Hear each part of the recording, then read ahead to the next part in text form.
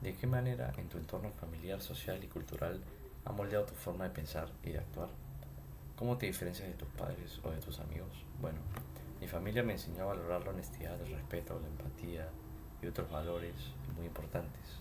Esto me ha ayudado, bueno, mejor dicho, guiado a tratar a los demás. Mis amigos también me han enseñado a ser más abierto, a entender diferentes puntos de vista, lo cual me ha hecho más tolerante. Además de crecer en una cultura donde la comunidad y las tradiciones son importantes, esto también me ha ayudado a entender la importancia, ¿no?, de mantener conexiones fuertes y celebrar las diferencias.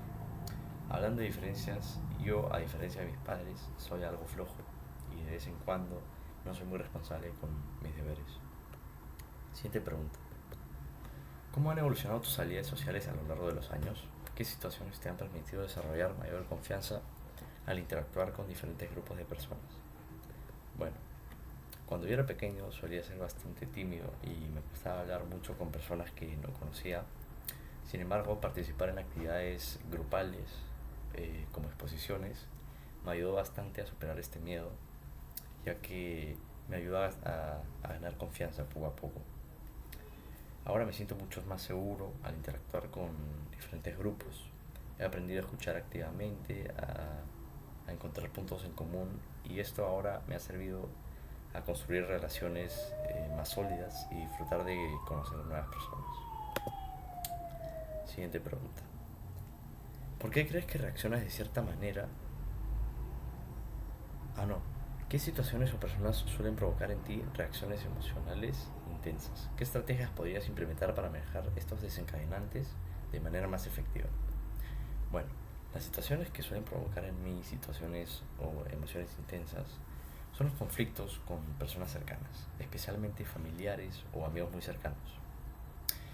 Este, Especialmente si siento cuando no me entienden o, por ejemplo, cuando me están juzgando de una manera la cual me afectaría mucho, como por ejemplo las críticas, ¿no?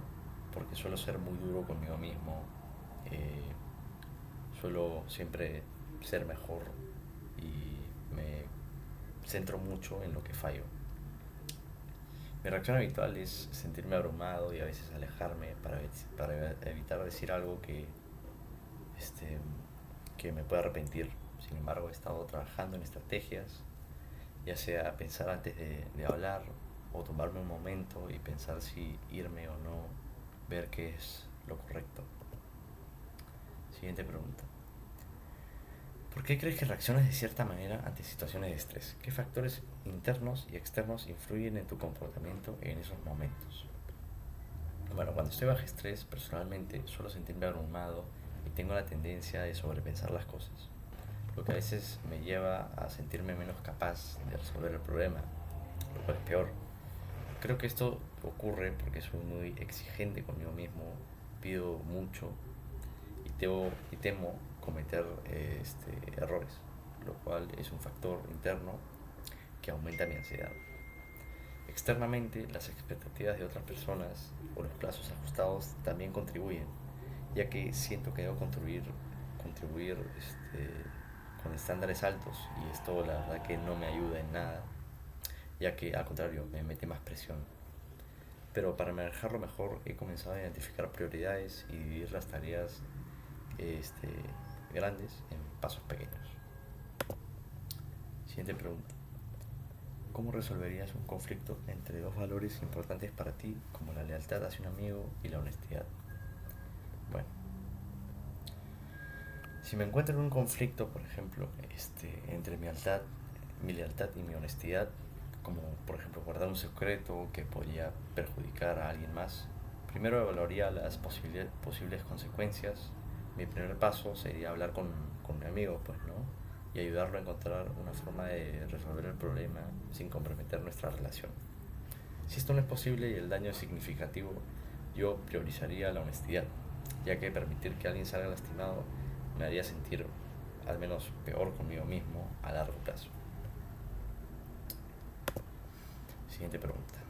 ¿De qué manera los conflictos en las redes sociales reflejan o desafían los principios de convivencia y respeto por las diferencias que hemos explorado en clase? Bueno, Los conflictos en las redes sociales a menudo reflejan la dificultad de aplicar los principios de convivencia y respeto en un espacio donde la comunicación es inmediata y a veces muy impulsiva. Por ejemplo, debates por temas políticos, digamos, suelen terminar en insultos en lugar de diálogo y en la mayoría de sus casos nunca llegan a ningún acuerdo.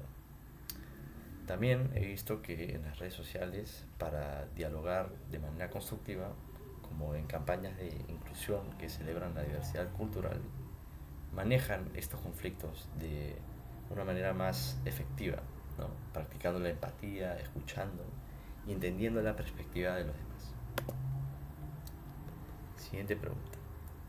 ¿Cómo influye nuestra propia cultura en la forma en que percibimos y nos relacionamos con otras culturas? ¿Cómo podemos encontrar un equilibrio entre valorar nuestra identidad y ser abiertos a otras perspectivas? Bueno, nuestra cultura funciona como un marco que da forma a cómo entendemos el mundo. Por ejemplo, si crecemos en una cultura que valora la individualidad, podríamos tener dificultades para entender una cultura más colectivista, por ejemplo. Esto puede influir en cómo interpretamos los comportamientos y valores de los demás. Para equilibrar nuestra identidad con la apertura a otras culturas, yo creo que es fundamental practicar la autoconcepción y el respeto, al reconocer que nuestras percepciones están influenciadas por nuestra propia experiencia.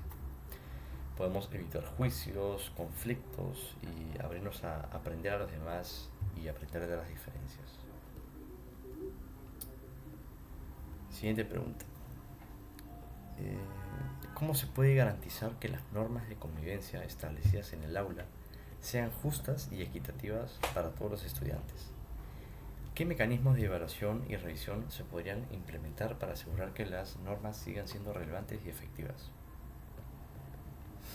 Bueno, en mi experiencia, las normas de convivencia en el aula son más efectivas cuando los estudiantes participan activamente en su creación.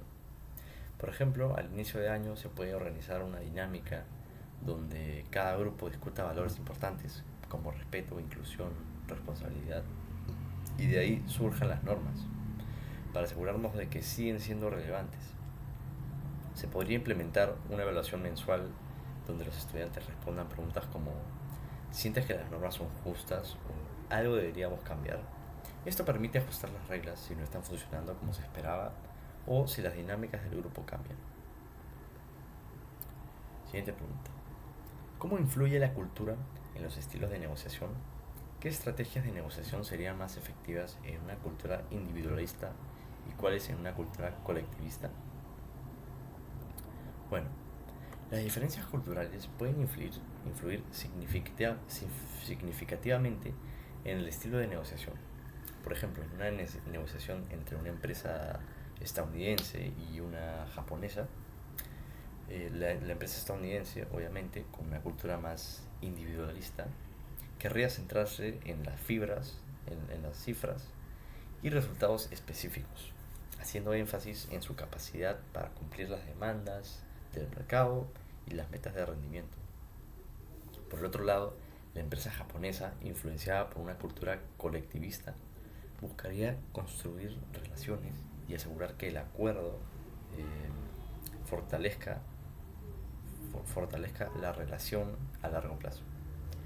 Usaría un enfoque más colaborativo, priorizando el consenso y la armonía entre las partes. Para negociar eficazmente, ambas empresas deberían adaptarse.